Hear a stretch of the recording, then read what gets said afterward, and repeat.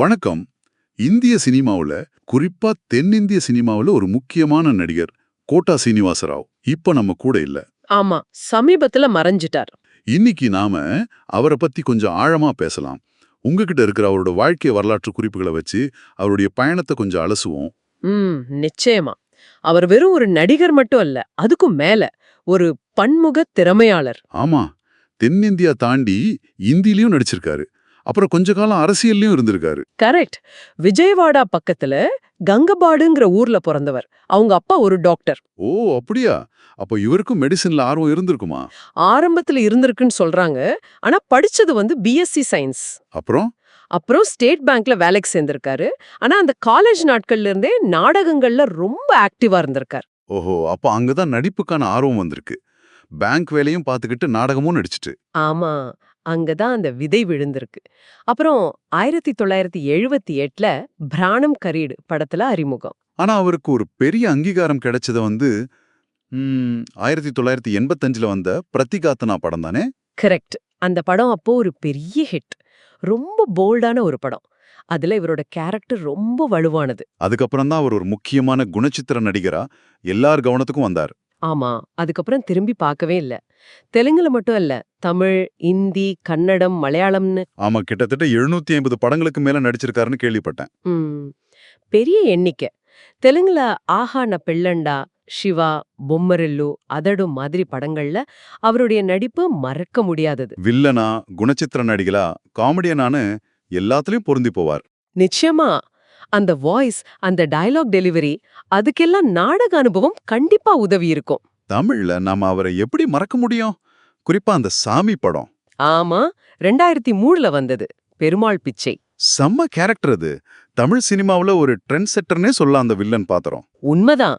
அதுவரைக்கும் பார்த்த வில்லன்களுக்கும் இவருக்கும் பெரிய வித்தியாசம். ரொம்ப யதார்த்தமா, அதே சமயம் குரூரமா.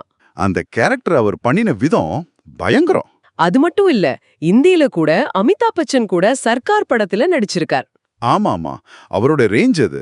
இந்த திறமைக்கு நிறைய அங்கீகாரமும் கிடைச்சிருக்கு. நந்தி அவார்ட்ஸ் மட்டும் 9 தடவை வாங்கியிருக்கார். வாவ், 9 நந்தி விருதுகளா? ஆமா, வில்லன், குணச்சித்திர நடிகர், துணை நடிகர்னு பல கேட்டகரியில. அது மட்டும் இல்லாம இந்திய சினிமாவுக்கு அவர் செஞ்ச பங்களிப்பை பாராட்டி 2015ல பத்மஸ்ரீ விருதும் கொடுத்தாங்க. ஆமாம், ரொம்ப பெரிய கௌரவம் அது. சரி, இது சினிமா வாழ்க்கை. இன்னொரு பக்கம் அரசியல்லயும் இருந்திருக்காருன்னு சொன்னீங்களே. 1999ல இருந்து 2004 வரைக்கும் விஜயவாடா கிழக்கு தொகுதி எம்எல்ஏவா இருந்திருக்காரு, பாஜக சார்பில். ஓ, நிஜ வாழ்க்கையிலயும் கொஞ்ச காலம் அரசியல்வாதியா இருந்திருக்கார். ஆமா, அவருடைய தனிப்பட்ட வாழ்க்கையிலயும் சில முக்கியமான விஷயங்கள் இருக்கு. மனைவி ருக்மிணி, 2 பொண்ணுங்க, ஒரு பையன். ஆனா கொஞ்சம் சோகமான விஷயம் என்னன்னா, அவருடைய பையன் கோட்டா வெங்கட ஆஞ்சநேய பிரசாத் 2010ல ஒரு ரோடு ஆக்சிடென்ட்ல தவறிட்டார். ஐயோ, ரொம்ப வருத்தமான செய்தி இது. இது அவரை ரொம்ப பாதிச்சிருக்கும் இல்லையா? கண்டிப்பா. ஒரு தகப்பனுக்கு அது பெரிய இழப்பு. இத்தனை ஏற்ற இறக்கங்களோட கொஞ்சம் காலமா உடல் நலக் குறைவால பாதிக்கப்பட்டிருந்தாரு. கடைசியா ஜூலை 13, 2025 அன்னிக்கு அவரோட 83 வயசுல ஹைதராபாத்ல காலமானாரு. நிறைய பேர் இரங்கல் தெரிவிச்சாங்க. ஈடு செய்ய முடியாத இழப்பு அப்படின்னு சொன்னாங்க. நிஜம்தான், அவருடைய பங்களிப்பு அப்படிப்பட்டது. சினிமா, நாடகம்னு 2லயும் பெரிய தாக்கத்தை ஏற்படுத்தியிருக்கார். ஆக கோட்டா சீனிவாசராவ் வெறும் ஒரு நடிகருங்கிறத தாண்டி ஒரு பன்முக கலைஞரா, யதார்த்தமான நடிப்பால பல தலைமுறைகளை கவர்ந்த ஒரு சக்தியா நம்ம நினைவுகள்ல இருப்பாரு. நிச்சயமா. இப்போ நீங்க யோசிச்சு பாருங்க. சொல்லுங்க. நாம அவர் நடிச்ச கதாபாத்திரங்கள் பத்தி பேசணும்.